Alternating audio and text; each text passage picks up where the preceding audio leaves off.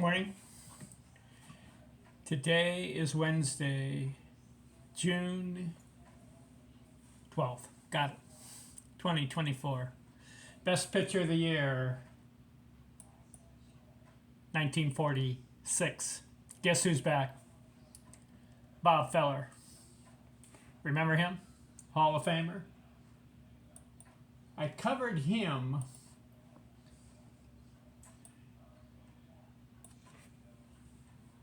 1940 and 1941. He was the best pitcher those 2 years. Then he went into the military. I've got his record here. 1942, 43, and 44. 3 years in the military. And then in 45, I think it was half a year, because he only won 5 games that year. Appeared in 9 games. So for 3.5 years, Bob Feller is not pitching. But in 1946, he comes back to the big leagues, Cleveland Indians, and wins, listen to this, 6 pitching categories. Most innings. He comes back 371 innings. How about that? Leads the league. Strikeouts, listen to this, 348. Woo!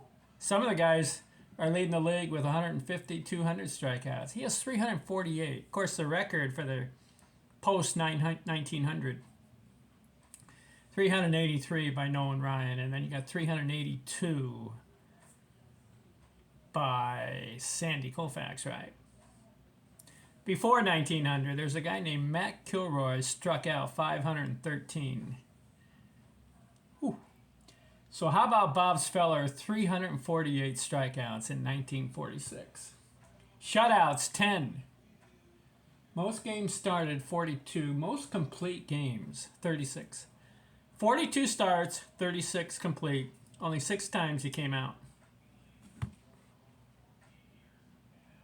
So you got... And then also, I forgot to mention this, most wins, 26. So he's got wins, innings, strikeouts, shutouts, game started, complete games. 6 pitching categories. 1946, Bob Feller comes back with a vengeance because he was in the military and he said, "Hey, league, I'm the best pitcher in the league." And he was. He combined the National and American League.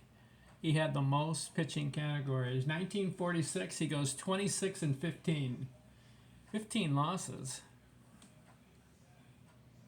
You know why? Because he had complete games. And he stayed in there for the 9 innings. Probably some of those losses were low scores. 371 innings. 348 strikeouts. His career, 266 wins. 3,800 innings and 2,500 strikeouts. Hall of Fame. Again, I want to make this note. If Bob Feller had pitched those 3.5 years in his prime, how many more victories and strikeouts would he have? Well, I'm going to do a what if. I'm going to presuppose.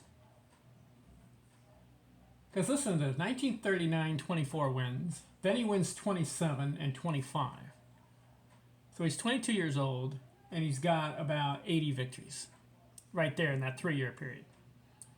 So I'm going to add another 80 victories for years for his age, 23, 24, and 25, which he missed because he was in the military. I'm going to add 80 more victories to his 266.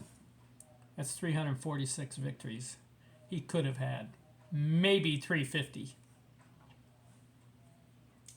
And I'm going to add another 500 strikeouts in those 3 years. Because he struck out 348, right, 1 year. But I want to do 250. All right, let's say 3 years, 250 strikeouts per year. Maybe 300 strikeouts per year. He could have had 750, 900 more strikeouts. Add that to his 2581 that he had. He's up to 3,400 strikeouts. he would have been a member of the 3,000 strikeout club. Bob Feller. Plus, he probably would have had about 5,000 innings pitched. He had an 18-year career, 266 victories, but I'm going to presuppose he could have had 350 victories and 3,500 strikeouts and 5,000 innings. He had 44 shutouts. I'm going to add another 20, probably about 65 shutouts. He had 3 no-hitters. Bob Feller, Hall of Fame. 1946. He dominated. I'm giving it to him. What a pitcher. I'm going to put him in my top 10. All right, 46, the year 46 is done. 1947 is next. Thanks for watching. Out.